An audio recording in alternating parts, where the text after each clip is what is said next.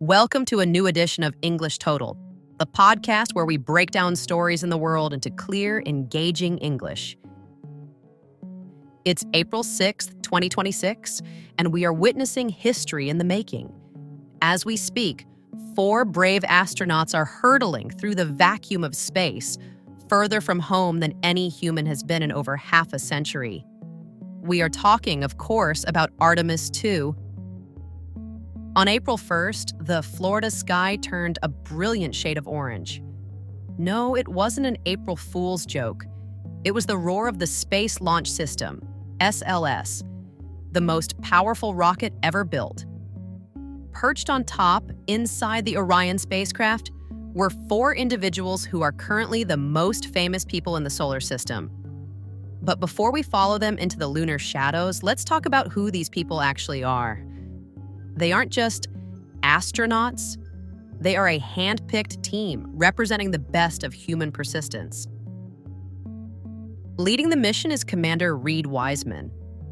A naval aviator by trade, Wiseman is known for his calm under pressure. He previously spent 165 days on the International Space Station, where he became a social media sensation by sharing incredible vines and photos of Earth. For him, this isn't just a job. It's about testing the limits of the Orion's manual flight controls. Beside him is the pilot, Victor Glover.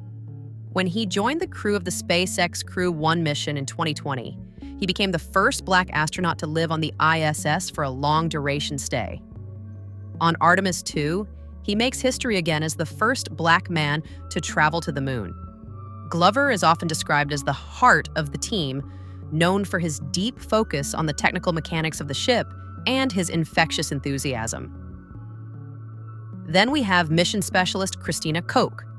If you want to talk about endurance, you talk about Christina. She holds the record for the longest single spaceflight by a woman, a staggering 328 days. She has conducted 6 spacewalks, including the first all-female spacewalks. Her experience with long-term isolation and complex engineering makes her the perfect person to monitor Orion's life support systems. Finally, there is Jeremy Hansen, the first Canadian to ever leave Earth's orbit.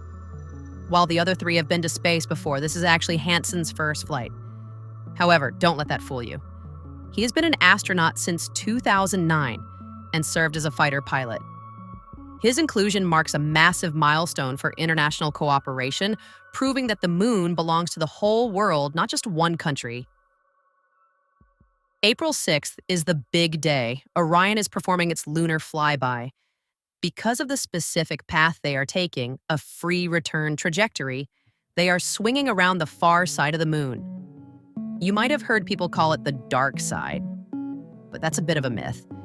It gets plenty of sunlight, we just never see it from Earth because the moon is tidally locked to us. As they pass behind the moon, they will lose all radio contact with NASA for a significant period. It's just them, their spacecraft, and the silence of the cosmos.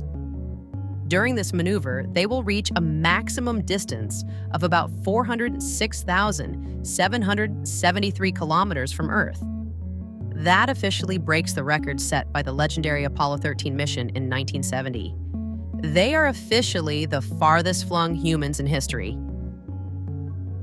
You might imagine space travel is all glamorous stargazing, but it's actually quite gritty.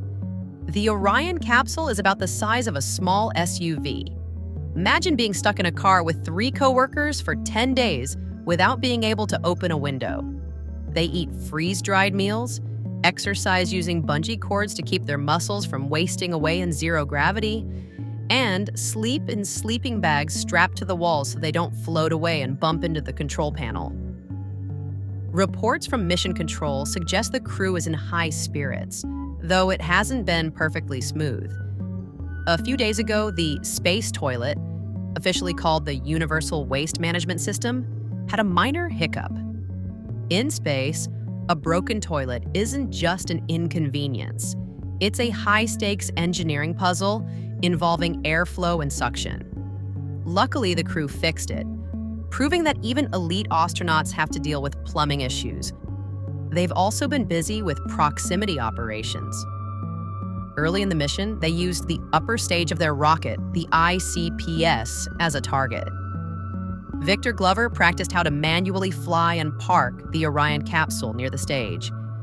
This is vital because in future missions like Artemis III, they will need to dock with a lunar lander to actually reach the surface.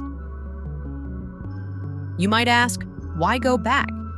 We did this in the 1960s. Well, Artemis isn't just Apollo 2.0. The Apollo missions were about flags and footprints, getting there first to win a political race.